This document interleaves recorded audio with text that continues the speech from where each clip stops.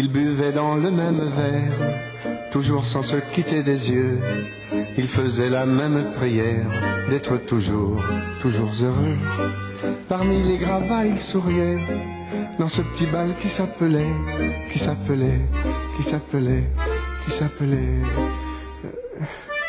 Non, je ne me souviens plus du nom du bal perdu. Ce dont je me souviens, c'est de ces amoureux qui ne regardaient rien autour d'eux. Il y avait tant d'insouciance dans leurs gestes émus. Alors quelle importance, le nom du bal perdu. Non, je ne me souviens plus du nom du bal perdu. Ce dont je me souviens, c'est qu'ils étaient heureux, les yeux au fond des yeux. Et c'était bien. Et c'était bien. Ça fait du bien de vous retrouver. Ce soir, nous allons au théâtre, nous allons voir comment on organise une chorégraphie, nous allons entendre de la musique, et on va aussi parler d'art numérique, Living Art, CNRS édition, l'art numérique, avec vous Florent Aziosmanov. Un tout petit mot sur l'art numérique. Il a quel âge, 30 ans hein Oui, enfin... nos nombreux spécialistes donneront à chaque fois des dates un peu différentes, mais dès que le numérique a commencé à être un tant soit peu appropriable, les artistes se sont jetés dessus, donc c'est dès les années 60, quoi. 60. Et donc vous allez nous parler de ça, d'autant que vous êtes le directeur artistique du Cube, installé ici les Moulineaux, et que c'est le lieu où les artistes peuvent s'approprier du numérique. Living Art, l'art numérique, on y vient. Enfin, il y aurait sans doute une manière de le numériser, la proposition de Steven. On va essayer d'être pédagogique avec vous le plus près possible de la définition du Living Art, de l'art numérique. Qu'est-ce que c'est que cet art numérique? Ça ressemble à quoi? À quoi il faut s'attendre? Alors, il y a une vingtaine d'années, a commencé à pouvoir être autorisée la question, parfois dans des petits cercles protégés de l'extérieur, de dire qu'il pourrait y avoir de l'art numérique, voire un art numérique.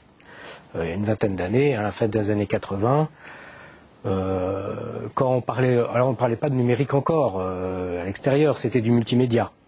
Bon. C'était du Minitel. Oui, enfin c'est ça. On n'était pas, il n'y avait pas Internet. Minitel était un dinosaure dans l'histoire. Voilà. Oui. Quand on allait vers les instances pour essayer d'avoir un peu de sous, par exemple, on n'essayait pas beaucoup, hein, mais et qu'on disait on fait du multimédia. On disait, ah oui, comme ça vous pouvez demander des subventions à toutes les directions du ministère de la Culture, puisque c'est sectorisé, hein, à la danse, l'image, le son, etc. Bon, puis quand même, on s'est autorisé dans un premier temps à se poser la question, on a un médium nouveau, un outil nouveau déjà tout simplement, l'ordinateur, l'informatique. Ou un smartphone. Ou un smartphone aussi. Oui, enfin à l'époque, plus près de nous. Ils n'étaient pas hyper smart, hein, les phones, c'était des gros machins gris. Ils n'avaient pas les manivelles, mais enfin bon. Et donc, on a constaté qu'on avait un outil qui se constituait, l'outil numérique, c'est-à-dire qu'on pouvait faire des choses, on pouvait énoncer des choses avec cet outil. Et on s'est demandé est-ce que ça sera un médium, et si c'est un médium, est-ce qu'il y aura une discipline d'expression qui se constituera. Il y a des gens comme ça qui osaient la projection, quoi, hein. Et puis à un moment donné, effectivement ça s'est constitué, mais dans le même temps, d'un seul coup, tout était numérique. Je sors mon téléphone, je fais une photo, crac, j'ai fait de la photo numérique, hein, surtout si je m'appelle Louis Ronis, c'est de l'art numérique. Et donc, et je l'imprime, donc je fais du multimédia et je l'envoie, etc., etc. Voilà. Donc d'un seul coup, tout devient numérique. Je fais de la musique. Oui, mais là, on posait la question tout à l'heure, la musique. Bah oui, il y a plein d'instruments numériques. Alors c'est numérique, tout est numérique. J'écris un livre, c'est avec Word, enfin avec un ordinateur. Donc crac, c'est numérique. Donc comment on fait, quoi? Et puis à un moment donné, alors que nous, petit à petit, on se mettait à travailler sur un objet qui était spécifique. Et à un moment donné, je me suis dit, bon, comment on va faire? Parce que là, on s'était dit, ouais, mais nous, toi, c'est de l'art numérique, toi, c'est pas de l'art numérique, moi, j'en suis plus que toi, etc. J'étais un petit peu embêté avec cette histoire-là. Donc, je me suis dit à ce moment-là, mais bon, par exemple, est-ce qu'on s'est posé la question de l'art électrique? Est-ce que ça existe, l'art électrique, hein? Et puis, bah non, on se pose pas la question comme ça. Il y a peut-être des formes d'expression artistique qui doivent énormément au système électrique, mais enfin on ne se pose pas la question est-ce qu'il y a de l'art électrique, donc on n'est pas obligé de se poser la question est-ce qu'il y a de l'art numérique. On fait de l'art avec du numérique. Après, si on se pose la question est-ce qu'il y a une forme d'expression qui est spécifique à ce médium? Est-ce que parce que je vais utiliser le numérique, l'informatique, l'ordinateur, je vais pouvoir m'exprimer d'une manière qui lui est spécifique, c'est-à-dire d'une manière où si je ne l'avais pas, je ne pourrais pas m'exprimer de ce...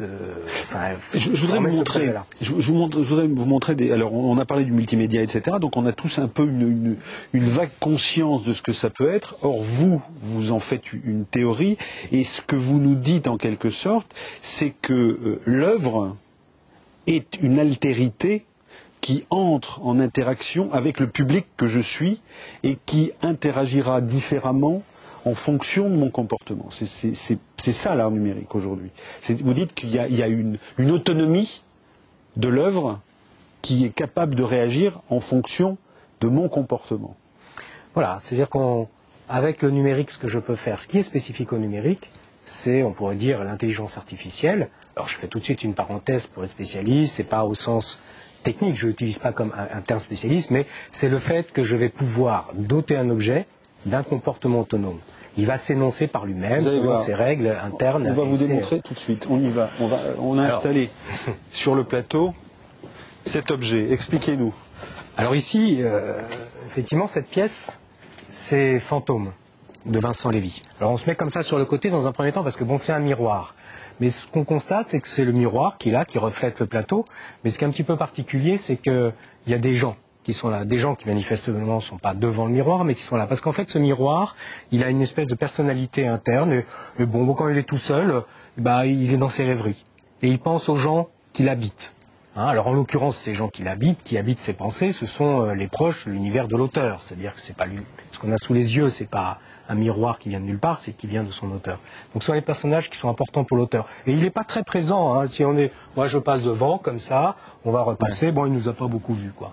Parce qu'on s'intéresse pas à lui. D'accord. Et puis, si peut-être on va venir devant lui, se rapprocher et s'intéresser à lui. Voilà, là il peut se rendre compte que des gens sont venus. Donc l'autre est devant nous. Voilà, et lui est là, et soudainement, effectivement, il nous voit. Il nous voit par la webcam. Voilà. Oui, alors techniquement c'est la webcam, mais ce qui signifie c'est tu me regardes, alors je te vois et je te le dis en te montrant. Voilà. Et l'attitude qu'on a devant lui, elle est importante. En l'occurrence, on est calme, mais si on est agité, il nous laisserait nous amuser avec notre image longtemps comme ça. Mais si on reste calme et que manifestement on entre en relation, on établit cette relation avec lui, petit à petit, à la fois on va devenir des souvenirs pour lui, que ceux qui se sont intéressés à lui vont devenir des souvenirs, et dans le même temps, on va lui faire penser à d'autres personnes qui vont revenir dans l'écran et nous accompagner de leur présence. Là, voilà, ici par exemple, voilà les premiers fantômes. Un fantôme qui revient nous accompagner. Et donc ces personnes qui vont revenir comme ça nous accompagner, qui vont ressurgir de la mémoire de ce miroir, ne le font que parce que nous-mêmes on est attentifs à lui. Et ils le font de cette manière. Donc si je ne suis pas là, ça ne se passe pas. Alors si j'étais un béotien, je dirais mais il y a un truc. Et non, il y a une œuvre, c'est-à-dire qu'il y a quelque chose qui a été pensé, et il y a une interaction qui a été imaginée par l'artiste. Le fond de l'affaire, c'est que à quoi ça sert un miroir? Normalement, un miroir, ça sert à savoir c'est quoi la réalité, c'est quoi la vérité. Maintenant, je me regarde, est-ce que je suis bien maquillé pour le plateau? Crac, j'ai besoin du miroir pour savoir comment est la vérité ici et maintenant. Et lui, ce miroir, ce qu'il dit, c'est oh là là, c'est plus compliqué que ça. La vérité, c'est là, c'est maintenant, mais c'est un peu tout le temps qu'il nous a fallu pour venir ici. Et puis, c'est les gens qui nous accompagnent, les gens qui ont habité l'esprit de l'auteur en l'occurrence, les gens qui sont venus devant ce miroir. Parce que si on reste un petit peu, on va voir qu'il a des souvenirs déjà du temps qu'il a passé sur le plateau. D'autres personnes peut-être vont nous rejoindre, etc. Donc en fait, finalement, cette œuvre, ce dont elle parle, elle conduit le spectateur à se poser la question de c'est quoi le présent. On existe à un seul endroit on croit, c'est dans le présent, et pourtant ce présent, il nous fuit à jamais, on ne peut jamais le saisir, et lui, il dit, vous voyez, on n'arrive même pas vraiment à avoir cette conscience. En plus de ça, pour ceux qui vivent avec l'œuvre, ils savent très bien qu'ils prennent un rendez-vous avec le futur, on devient un souvenir, donc on reviendra demain sous les yeux de quelqu'un d'autre. Allons nous asseoir et laissons l'œuvre faire son travail. Quand je vois ça, j'ai immédiatement deux choses, je me dis, il y a l'artiste, et il y a l'ingénieur. Autrement dit, il y a l'ingénieur, c'est celui qui, numériquement, me permet d'arriver à ce résultat. Autrement dit, de voir un écran qui réagit en fonction de ma propre réaction. Et de l'autre côté, il y a l'artiste. Comment est-ce que dans cet art numérique, on fait la distinction entre, j'imagine, une équipe incroyable d'ingénieurs qui est capable de numériser l'intention de l'artiste. Où est-ce qu'est la limite? Vous êtes le directeur artistique du Cube, donc c'est ce lieu ici les Moulineaux où on imagine ce genre d'œuvre en permanence. Il y a d'un côté les ingénieurs et de l'autre côté les artistes. Oui, ce qui est sûr, c'est qu'il y a d'un côté l'équipe technique et d'autre part l'auteur qui est le seul porteur des intentions et du discours. Après ça, c'est pas spécial à cette forme d'expression artistique. Quand on regarde le générique d'un film aujourd'hui, on a un réalisateur, on sait que c'est l'auteur du film, avec ses scénaristes, et il y a 2000 personnes qui ont travaillé pour faire le film. Cette différence près que là, il y a l'interaction. Enfin, la relation, mais c'est une forme technique comme une autre qu'il faut maîtriser. Vous, par exemple, Steven, quand vous faites votre performance dans la rue, vous gérez la relation au public, vous gérez l'interaction, c'est-à-dire que vous êtes perméable à ça, c'est-à-dire que c'est une dimension de la technique, de votre technique artistique, que vous devez maîtriser pour que cela fonctionne. Donc ici, l'auteur, il le maîtrise, cette question de la relation, elle est travaillée explicitement dans le dispositif qu'on met en place ici, mais sur le plan symbolique, sur le plan technique... Promenons-nous dans ces œuvres. Alors peut-être un mot avant, qu'est-ce qui fait la différence entre le living art, l'art numérique et le jeu vidéo par exemple? Bien, il y a la même différence entre le jeu vidéo et ce qu'on appelle le living art, cette forme d'expression artistique, qu'il peut y en avoir entre le Scrabble et un roman. C'est avec alors des mots, que ça mobilise les mêmes techniques, c'est la même technologie au départ. Oui, le Scrabble et le roman, dans les deux cas, il y a des mots qu'on assemble. Voilà. On va décliner les œuvres, on va les regarder, parce que c'est ça l'intérêt. Le Petit Chaperon Rouge, c'est d'autant mieux que c'est vous le créateur du Petit Chaperon Rouge. Quelques images. Qu'est-ce que ça dit, le Petit Chaperon Rouge? En fait, c'est une adaptation du conte. Ce qui m'avait intéressé, c'était de pouvoir, dans un premier temps, manifester que cette histoire de comportement qu'on donne à une œuvre, c'était pas que pour des images, que ça pouvait être aussi bien pour manifester dans des objets. Et là, c'est clair que les objets ne sont pas l'œuvre en elle-même, ce sont des robots Aibo de Sony. C'est pas moi qui les ai fabriqués. Ils ne prennent sens que par leur comportement. Ici, c'est sur la place des Épices à Marrakech, au milieu des Marocains. Voilà, et des enfants d'une école de la Médina. Et en fait, on a le Petit Chaperon Rouge, on a le loup et on a le chasseur, et ils vivent avec les gens. C'est une petite meute de chiens, sauf qu'ils incarnent chacun des personnages du conte. Là, ici, les chiens se sont vraiment considérés. Les chiens ça se passe dans la rue, c'est comme Steven, c'est la même chose. C'est-à-dire, Alors, ces personnages sont vraiment les personnages. C'est-à-dire que le loup, il cherche toujours le Petit Chaperon Rouge. Et le chasseur, peut-être, il va arriver à le défendre, mais peut-être seulement, comme dans le conte. Alors, vous voyez, là, le loup, il a repéré son Petit Chaperon Rouge, il essaie de s'approcher, et puis, voilà, quoi, il y a la vraie vie qui est là, et qui... Alors, le chien, sans s'en rendre compte, il a caressé le loup, alors il répond... Voilà, enfin oui, après il fait tomber. Et là, par exemple, le loup de mon histoire, il se trompe, il va vers ce monsieur parce que pour lui le pantalon de ce monsieur est rouge. Et il croit que c'est un petit chaperon rouge, alors il va vers lui pour l'entreprendre. Autre exemple, Les Mains de Michael Cross, c'est une œuvre de 2004. Oui. Ça dit quoi? Alors ici, ce sont des mains qui vivent sur une table, et ces mains, elles sont sensibles à la caresse des spectateurs. Et si le spectateur la caresse bien comme ils font un bébé main avec. Donc en fait, la population des mains qui vivent sur la table dépend de la relation qu'il y a avec le public et des caresses que le spectateur leur fait. Voilà. S'il y a beaucoup de monde, il y a beaucoup de mains. S'il y a moins de monde, il y en aura moins. Et dans tous les cas, il y a cette relation qui est établie entre ce peuple des mains et le peuple des spectateurs qui l'entourent. Dans un endroit comme le Cube, qui est la seule structure en France, qui existent. Ce qui est paradoxal, c'est qu'il y a énormément de compétences en France dans le champ de la création numérique. Mais c'est le lieu où a priori... Le Cube et notre atelier est le seul à être organisé comme ça. Comment est-ce que vous accueillez les artistes? C'est-à-dire que l'artiste qui vient vous voir vient avec quel type de demande, et comment est-ce que vous répondez à sa demande?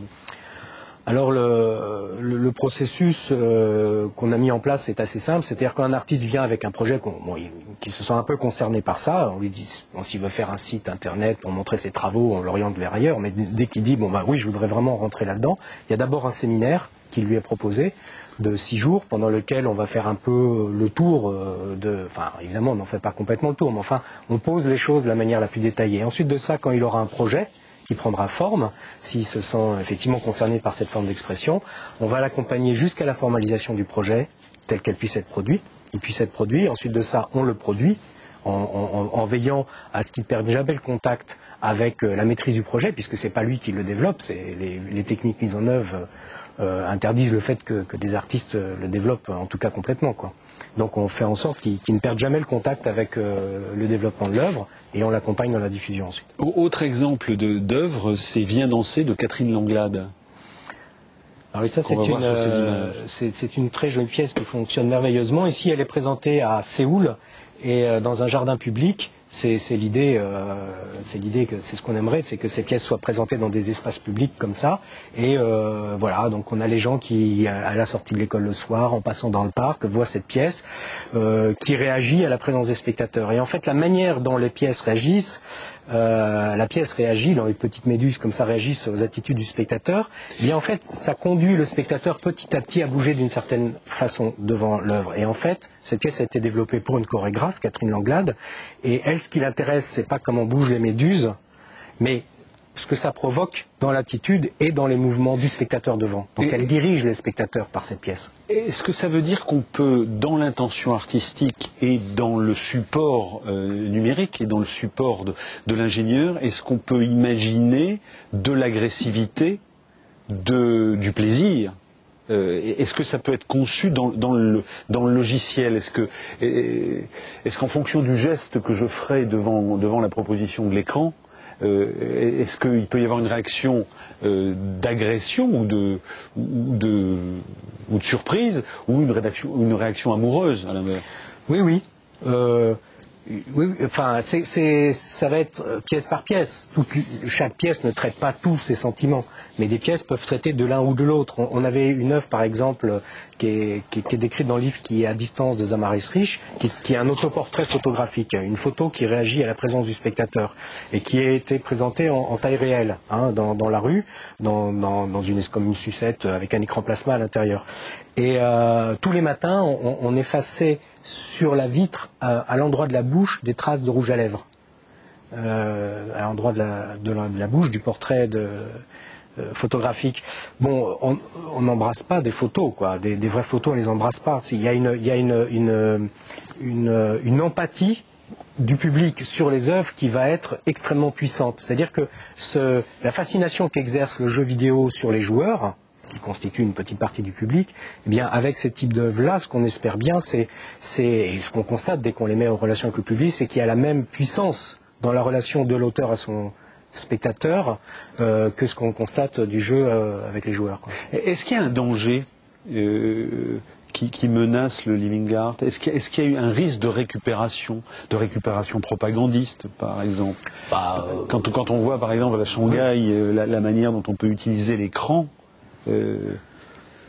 c'est évident, mais enfin ça, c'est pour cette forme d'expression comme pour toutes les autres formes d'expression. Le cinéma sous le Troisième Reich, c'était bon, voilà, quoi. Je veux dire, ce que les artistes ont inventé avant dans l'efficacité de l'énonciation, ça a été utilisé. C'est différent qu'aujourd'hui, beaucoup de monde a un ordinateur personnel. Oui. Encore.